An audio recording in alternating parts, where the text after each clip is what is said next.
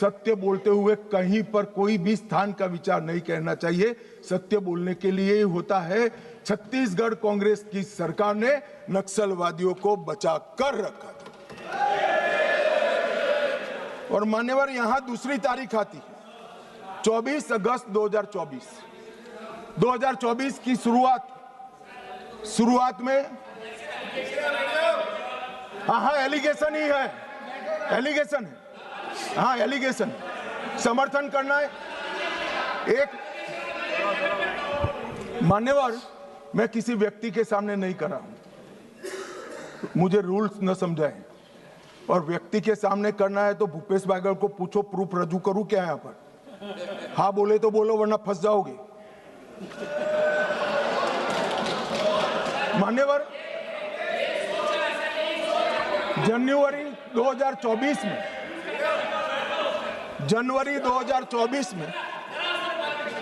पूछ के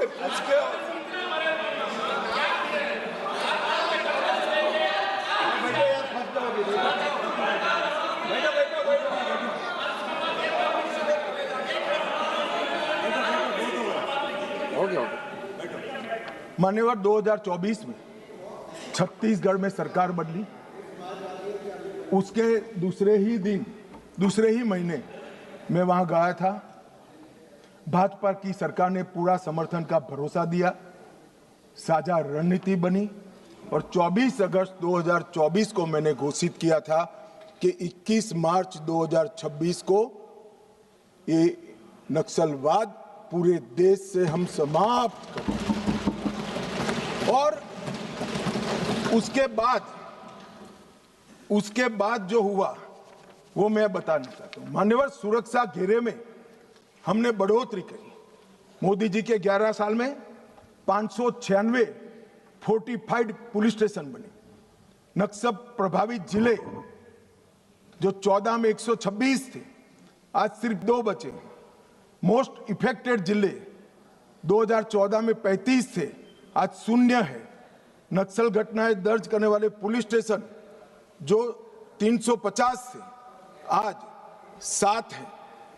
कैंप पिछले 6 साल में 406 नए सीएपीएफ के कैंप बनाए, 68 नाइट लैंडिंग हेलीपैड बनाए, 400 बुलेट प्रूफ ब्लास्ट प्रूफ गाड़ियां हमारे जवानों को दी गई, 5 अस्पताल हमारे जवानों के लिए बनाए गए और कम्युनिकेशन की सारी व्यवस्था चुस्त दुरुस्त कर दी गई। मान्यवर, परिणाम क्या हुआ? यहां बहुत सारे सांसदों ने कहा कि मारना नहीं चाहिए, वार्ता करनी चाहिए। मैं आंकड़े उनके लिए पढ़ रहा हूं। 24, 25 और 26 इसका संयुक्त आंकड़ा मान्यवर में पढ़ता हूं। मारे गए नक्सली 3 साल के अंदर 26 के अब तक मार्च तक 706 नक्सली मुठभेड़ में मारे गए। गिरफ्तार कितने हुए मान्यवर? 2218 गिरफ्तार हुए।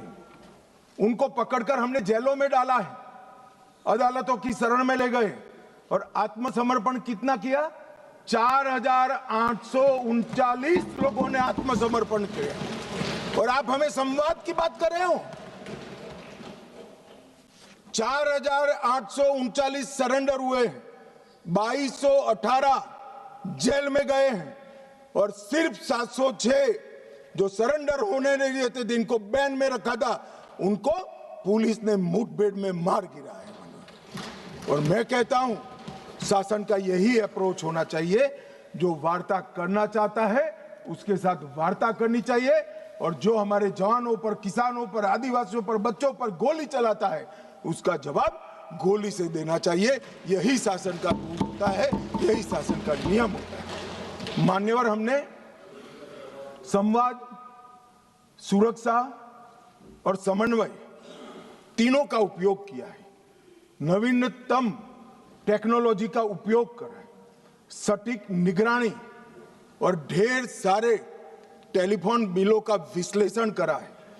Location tracking system, mobile phone की गतिविधियां, scientific call logs, social media analysis, forensic और तकनीकी संस्थानों की सहायता लेकर ये पूरे अभियान का हमारे गृह मंत्रालय ने नेतृत्व किया है।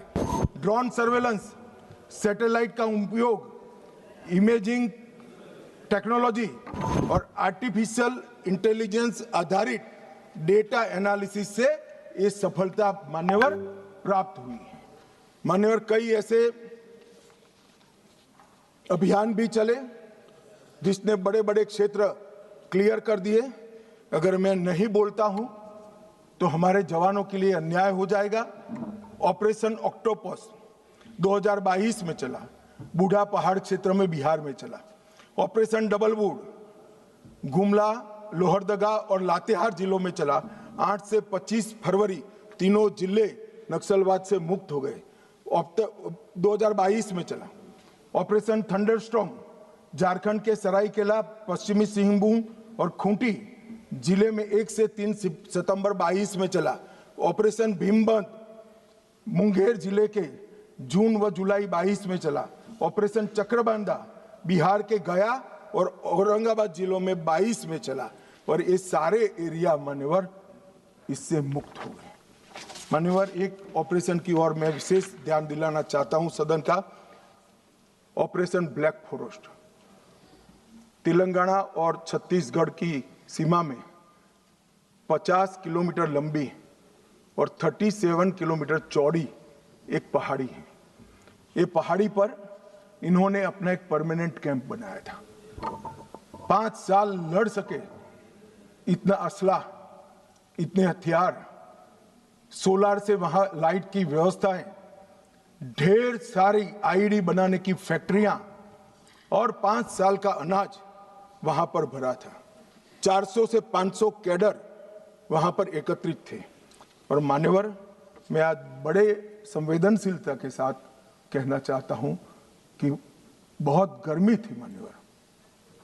45 डिग्री टेम्परेचर पहाड़ पर था। पत्थर 10 बजते बजते गर्म हो जाता था।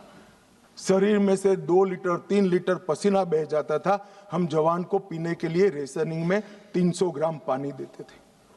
जवानों ने उफ नहीं की मान्यवर। 21 दिन तक ऑपरेशन चला। 30 से ज्यादा माओवादी मारे गए। बाकी सारे नीचे उतरते ही पुलिस के साथ मुठभेड़ों में मारे गए या सरेंडर किए। और ये पूरा असला हमने जब्त कर लिया। इसी ने महाराष्ट्र, छत्तीसगढ़ मतलब बस्तर और तेलंगाना में माओवादी आंदोलन का अंत कर। मैं आज भी बड़ी विनम्रता के साथ और बड़े भाव के साथ सीए बोलता, सुनिए ना, आगे सुनिए ना कोई।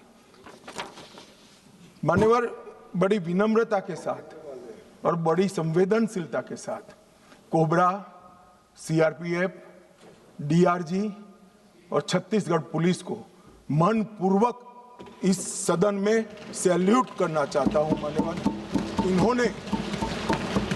इन्होंने अमानवीय धैर्य का उपयोग कर इनके किले को तोड़ा है।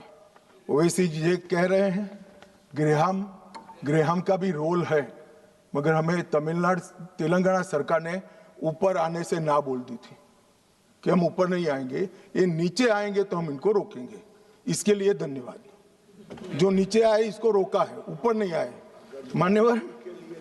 और ये आज जो 2024 की इनकी मुख्य कैडर है मान्यवर, इसकी स्थिति आज मैं बताना चाहता हूं। सेंट्रल कमेटी मेंबर और पोलिट ब्यूरो मेंबर 2024 की शुरुआत में कुल 21 थे। मेरी बात ध्यान से सुनिएगा, ये इनकी पार्टी का केंद्रीय नेतृत्व है। 21 थे, 1 पकड़ा गया है, 7 सरेंडर हुए हैं, 12 मारे गए हैं और 1 फरार है। उसके साथ भी वार्ता चल रही है। मुझे लगता है वो भी जल्दी सरेंडर कर देंगे। तो 21 के 21 सेंट्रल कमिटी मेंबर और पोलिट ब्यूरो मेंबर समाप्त हो चुके हैं और केंद्रीय व्यवस्था उनकी टूट चुकी। दंड कार्यालय में 27 स्टेट कमिटी थी, 27 की स्टेट कमिटी थी। 3 अरेस्ट हुए, 20 सरेंडर हुए, 11 मारे गए और 2 से बातचीत चालू हुई है। वो भी 37 के 37 लोग दंडकारण्य जो उनकी मुख्य स्टेट कमेटी थी वो समाप्त हुई।